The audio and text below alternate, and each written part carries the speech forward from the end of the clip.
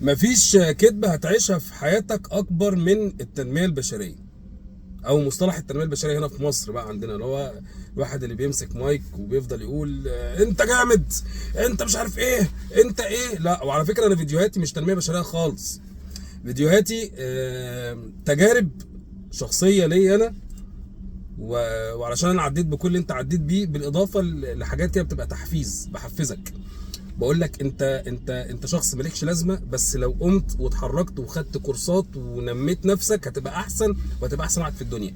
اما بقى التنميه البشريه اللي هو ايه، انت احسن واحد في الدنيا، لا انت مش احسن واحد في الدنيا، انت فاشل واخيب واحد في الدنيا.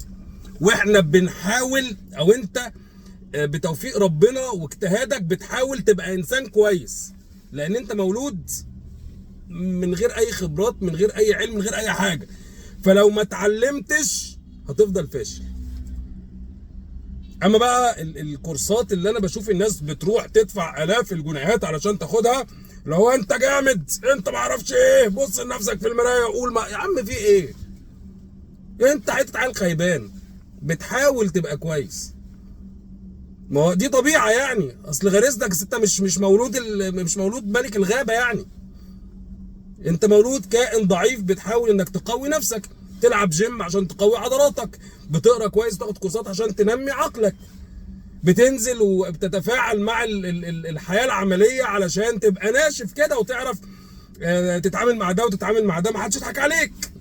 انما انت مش مولود جامد، انت مولود اهبل عبيط. انا مش قصدي حاجه، انا بقول لك الحقيقه اللي انت ممكن تكون مش عارفها. انا برضو اتولدت عبيط، ولحد دلوقتي في حاجات مش فاهمها، ولحد دلوقتي بتعلم، ولحد دلوقتي باخد على قفايا، ده طبيعي. مش كل ما نكبر كل ما هنتعلم، ولا احنا خلاص كده بقينا فاهمين في كل حاجه؟ اعرف انت مش جامد، انت مش قوي، بس لو اتعلمت ومارست شغل ونزلت واتعاملت مع ده ومع ده وخدت كورسات واشتغلت في اكتر من مكان، هتبقى جامد، هتبقى قوي، هتبقى ذكي. لو نزلت اتمرنت لعبت اي لعبه قتاليه او نميت عضلاتك هتبقى قوي. بس كده. انما اضحك عليك واقول لك تنميه بشريه وانت جامد وانت معرف، لا يا عم، انت لا جامد ولا نيله، انت بتحاول تبقى جامد، وفي اجمد منك برضه. فانت بتعمل ايه؟ بتتعلم، وبعد ما تتعلم تاني وتتعلم تالت وتتعلم رابع.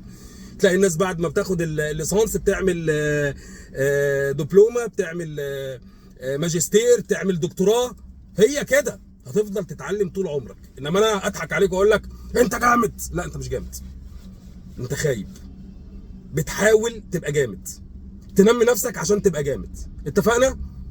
للاسف الشديد التنميه البشريه كدب. انا قعدت هتلاقي كده مثلا دكتور ابراهيم الفقي بيتكلم وبيعمل، والبرمجه اللغويه العصبيه، واشتري كتب واعمل واشوف المحاضره بتاعته واقول ياه، اقف كده احس ان انا سوبرمان. خلاص روحت البيت تاني يوم انا بقيت انسان طبيعي. شغل الهرمونات اللي بتطلع فجأة دي ملهاش اي لازمه، ملهاش اي قيمه. القيمه الحقيقيه انك انت اللي تتعلم. سلام.